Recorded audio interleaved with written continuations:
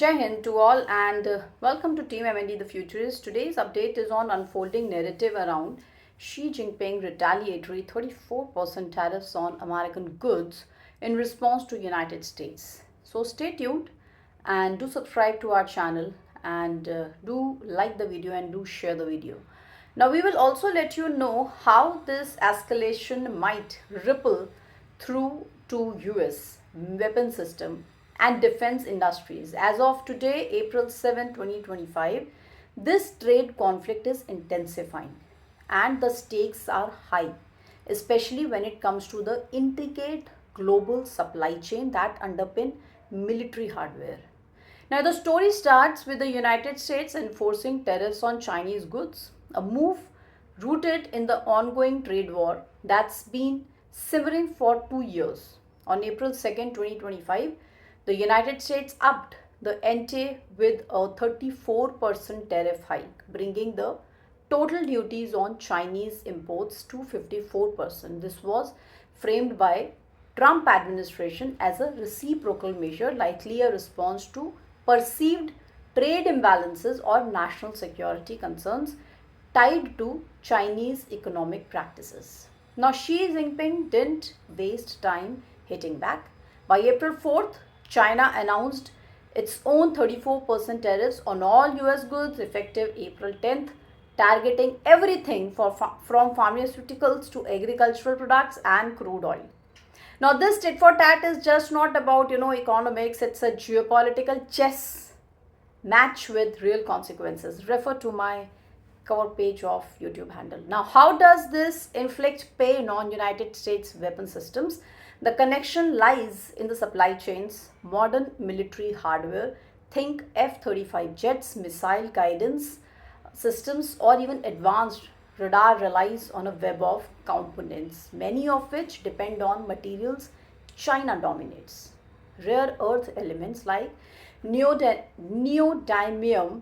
and samarium are critical for magnets, lasers, and electronics in these systems.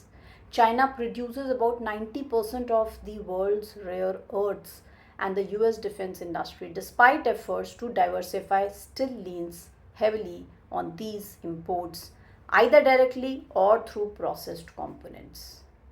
So China's retaliation is not limited to tariffs. On the same day as tariff was announced, Beijing tightened export controls on 7 medium and heavy rare earths, samarium, gadolinium, terbium, and lithium, scandium, and yttrium. These are not household names, but they are vital for high-tech defense applications. For example, dysprosium is used in laser systems, while samarium finds its way into precision-guided munitions. Post on Twitter also, they have flagged fears that this could hit the F-35 program, specifically given its reliance on advanced electronics and sensors. So while the export curbs apply globally, not just to the United States, the timing also suggests a pointed message. China can squeeze where it hurts. The pain is not immediate, it's insidious. US defense contractors like Lockheed Martin or Raytheon don't buy rare earth off the shelf from China and they bolt them onto jets. The supply chain is layered.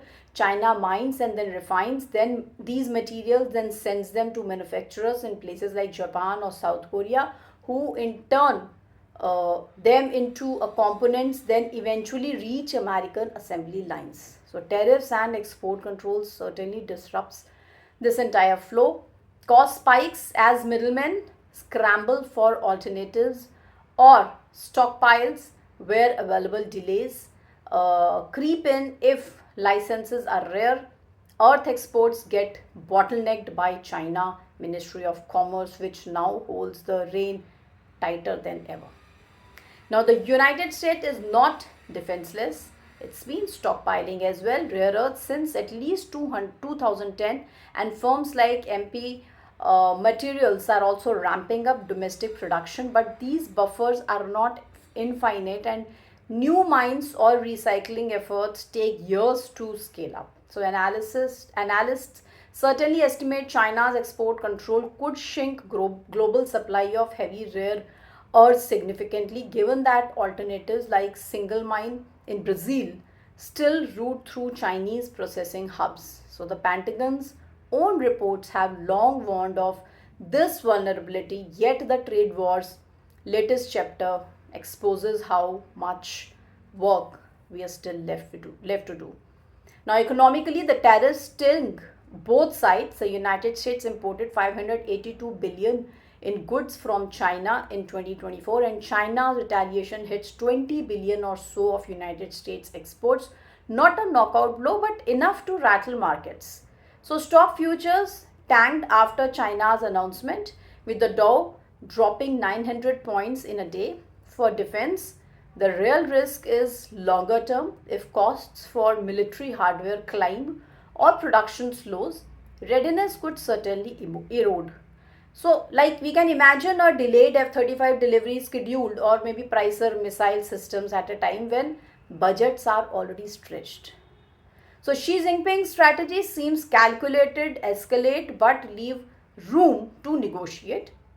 The export controls are not a total ban, and the tariffs, while broad mirror to the US, move that then dwarf it. So China's filing a WTO complaint signals it plays a rule-based game, at least publicly, while flexing its resource muscles privately.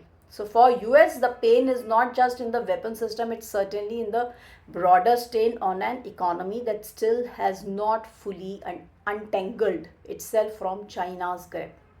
So this chapter of the trade war is less about immediate destruction and more about testing endurance. Who blinks first might depend on how badly those supply chains start to fray. Thank you to all of you for your time, and we hope you find this video informative and helpful.